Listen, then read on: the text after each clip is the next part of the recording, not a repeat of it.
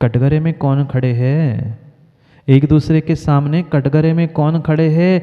कोई शत्रु एक दूसरे के सामने खड़े नहीं हैं। जितने जितने कोर्ट में एक दूसरे के सामने कटघरे में खड़े हैं वे अपने ही हैं। बेटा माँ, बहू बहन, पिता भाई भाई, यही एक दूसरे के सामने खड़े हैं। कठिन नहीं है शत्रुओं से लड़ना। हर कोई परायों को पराया मानता है, पर अपनों को भी पराया जानना और मानना होगा। ये पक्का निर्णय कर लो। तुम कितना ही जिंदगी भर मात्र संभालने का संबंधियों को, अपनों को प्रयास कर लेना, पर अपने कभी भी काम में नहीं आएंगे। ना अपना द्रव्य काम में आएगा, ना अपना दिया हुआ जन्म, वह बेटा कभी काम में आएगा। जिसके लिए जीवन भर जलते रहोगे, वही अंतिम सांसों में तुम्हें जलाने पहुंचेगा, अन्य कोई नहीं आएगा।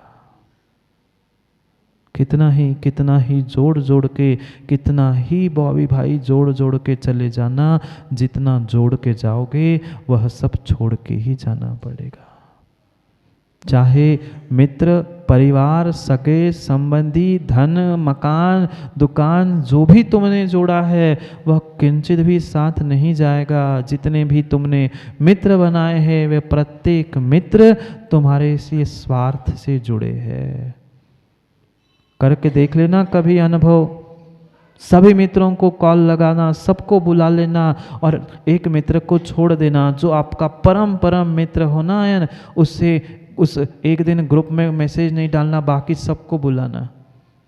पता चल जाए कि तुमने सबको बुलाया था और उसे नहीं बुलाया था, दूसरे दिन से वो तुम्हें भी अपने ग्रुप से अलग कर देगा और तुम्हारे ग्रुप से भी, व्हाट्सएप ग्रुप से बाहर हो जाएगा।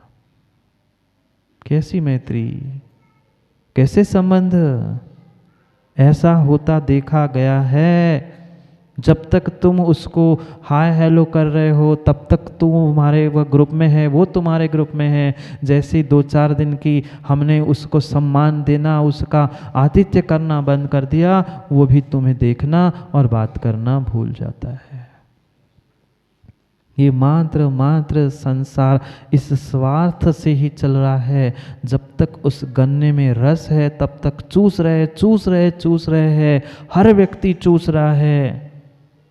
नहीं चूस रहा है। मात्र मच्छर का चूसना तो हमें दिखता है, पर पक्का मानना, जहाँ जहाँ तुम विषय भोगों में लगे हो वह प्रत्येक विषय भोग भी तुम्हें चूस रहे हैं और ये रागी द्वेषी भोगी भी तुम्हें चूस रहे हैं। भूल मत करना। हर रागी द्वेषी तुम्हारे स्वार्थ के वशीभूत होकर तुम्हारे प्रत्येक कार्य से, तुमसे प्रत्येक कार्य में उपयोग करके उस पुनः घूरे पर डाल देता है। जैसे ये जिंदगी उस यूज एंड थ्रो ग्लास जैसी हो गई। नहीं जानते आप लोग? नहीं जानते? पानी पियो और डिस्पोजल का डिस्पोज करके तुरंत वही के वही फेंक दो। ये जिंदगी मनुष्यों की वर्तमान में ऐसी हुई है। जितना काम निकल रहा है उतना उपयोग करो, अपना काम बनता। बहुत अच्छी कही आपने, मैं नहीं कही। मैं किसी को नहीं भेजता बाहर आदि में। ये वर्तमान की स्थिति हो चुकी है। सोचो समझो, हम किसमें ममत्व कर रहे हैं, किसमें राग द्वेष कर रहे हैं। ये सभी मुझसे भिन्न हैं। ये मात्र मेरे राग द्वेष, मेरे स्वार्थ की परछाई है, प्रतिबिंब है। जब तक स्वार्थ है तब तक परछाई और प्रतिबिंब दिख रहा है। जिस दिन स्वार्थ मिट जाता है, सामने वाले के प्रतिबिंब और सामने में प्रतिबिंब दिखना बंद हो जाता है। ऐसे भी जीव हमने देखे बगल से निकल जाएंगे। सगे संबंधी बगल से निकल जाएंगे, पर जय जिन्हें नहीं करेंगे जब दिन बिगड़ जाते हैं। और थोड़े से दिन अच्छे होते हैं, तुरंत पहुंच जाते। पहचान लिया, हम तब मिले थे, अपन वहां मिले थे। क्यों? तब अब उसको उसका उल्लू सीधा करना था, सो अब उसकी पहचान पुनः बना रहा है। विचार करो, हम किसे अपना मान रहे हैं? जब तक ये तादात्म्य संबंधों से दूर नहीं हो रहे हैं, अपने परायेपन के राग द्वेष से दूर नहीं हो रहे हैं, तब तक स्वयं का बिंब दिखने वाला नहीं है। ये स्वयं का बिंब है, ये स्वयं के प्रतिबिंब है, ये स्वयं का बिंब है। और इस राग द्वेष के निमित्त से ये दिखने वाले वे स्वयं के प्रतिबिंब है, और वो परमात्मा भी प्रतिबिंब है, पर स्वयं का वीतरागी प्रतिबिंब परमात्मा की मूरत है, और ये रागी द्वेषियों का प्रतिबिंब ये राग द्वेष से उत्पन्न हुआ है। हाँ, दर्पण नहीं देखे आप लोगों ने मेला में? मेला गए कभी? मेला गए कभी आप लोग? मेले में कोई दर्पण ऐसे भी होते हैं जिसमें व्यक्ति लंबा दिखता है, किसी में मोटा दिखता है, कहीं बौना दिखता है। जैसे दर्पण अलग अलग होते हैं वैसे उसमें प्रतिबिंब भी अलग झलक जाते हैं। ऐसे ही सामने वाले जहाँ रागी द्वेषी होते हैं, मेरा ही प्रतिबिंब राग द्वेष रूप उनमें झलकता है, कभी बेटा, कभी भाई, कभी बहन, कभी कुछ। और वही जब वीतरागी रूप होते हैं, चाहे गुरु हो चाहे परमात्मा हो, वही हमें वीतरागी प्रतिबिंब अपना ही झलकता है। पर आज तक वह वीतरागी के चरणों में भी पहुंचकर हम अपने प्रतिबिंब को, अपने बिंब को पहचान नहीं पाए। पहचानो, खोजो खोजो, बार बार भावना भाने की व्याख्या कर रहे अमित गति स्वामी। थोड़ा सा तो विचार करो कि मैं कौन हूँ, और मैं इन सबको जो अपना अपना मान रहा हूँ उससे मेरा क्या काम बनेगा? नहीं बनेगा। कठिन नहीं है उत्तम चंद जी। शुद्धोहम शुद्धोहम शुद्धोहम, इसकी रट लगाना कठिन नहीं है, उससे कठिन भिन्नोहम भिन्नोहम भिन्नोहम समझना है। कितना ही तुम शुद्धोहम कहते रहना, वह शुद्धोहम तभी संभव है जब भेद विज्ञान के साथ भिन्नोहम भिन्नोहम भिन्नोहम समझ में आएगा। हम भिन्न शरीर से होना ही नहीं चाहते, उन इंद्रियों के विषयों से, सुख सुविधाओं से ऊपर उठना ही नहीं चाहते, और फिर किस बात के शुद्धोहम? जहाँ जहाँ आगम में ध्यान सूत्र की व्याख्या है, पहले भिन्नोहम कहा है, पहले भिन्न होने का वेदन करो, विषय से, वासनाओं से, शरीर से, संबंधियों से, फिर तो शुद्धोहम बन सकते हो। जब तक भिन्न नहीं हो रहे हैं तब तक शुद्ध नहीं हो रहे हैं। पहले अपने आप को इन सबसे भिन्न कर लो, पृथक कर लो। कल एकत्व भावना की बात की थी, आज भिन्नत्व भावना कह रहे हैं। कोई सगा संबंधी साथ देने वाला नहीं है, नहीं है देने वाला। मात्र पढ़ा भी सुना भी होगा, माँ नहीं सुनाया। कमला चलत न पेड़ जार मरघट तक परवारा। एक कमला एक स्त्री होती, वो मात्र दरवाजे की दहली तक, परिवार भी कब तक, शमशान तक, बेटा भी कब तक, प्रकाश जी आंख लगाने तक, उसके आगे कोई नहीं जाता। 2 4 10 20 12 बूंद जमीन पर गिरा ली, बहुत अच्छा था, चले गए। 2 4 8 दिन रो लिया, गा लिया, फिर 14वें दिन वही काम शुरू, भूल गए। ये बिल्कुल भी अपने आप को ये मत समझ लेना कि राजकुमार जी मैं भूत था अध्यक्ष, मैं भूतपूर्व अध्यक्ष था, मैंने ऐसा किया, मैंने वैसा किया। अरे वर्तमान को भी भूलने वाले हैं हम, भूत को तो लोग भूल चुके हैं, ये पक्का मान लेना।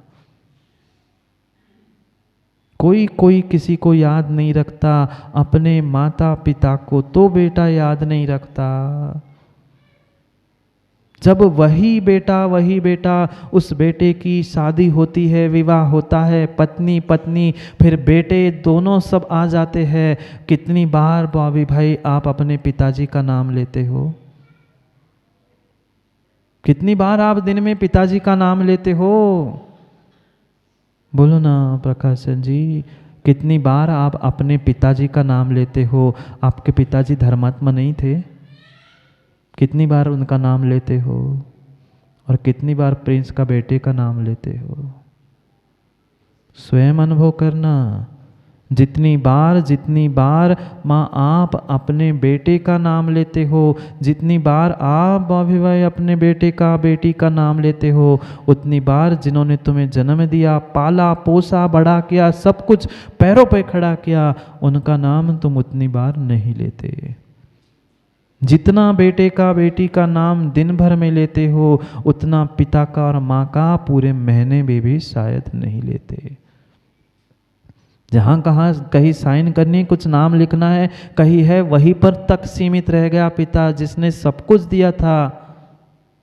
जब तुम अपने पिता को भूल चुके हो, ये पक्का मानना तेरा बेटा भी तुम्हें भूल जाएगा, तेरा बेटा भी तुझे भूल जाएगा। जब भाई बार बार ये हम अपना पराया बेटा परिवारजन ये वो करके लड़ रहे हैं, वे सगे संबंधी साथ नहीं देंगे तो कौन किसका साथ देगा।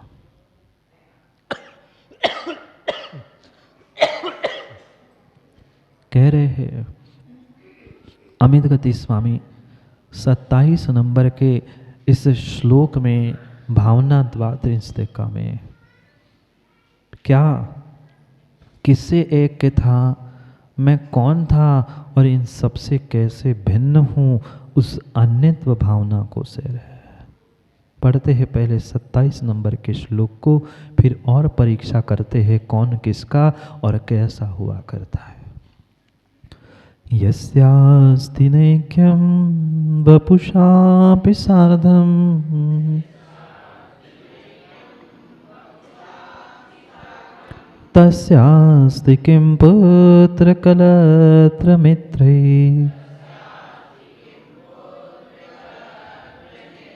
पृथक् कृते चर्मणि रोमकूपः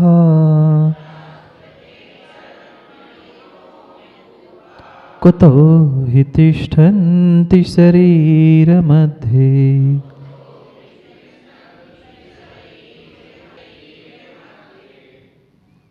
यही बात एक गुरु अपने चेले को शिष्य को समझा रहा था कि भाई मान ले ये घर परिवार सगे संबंधी ये तेरे नहीं हैं।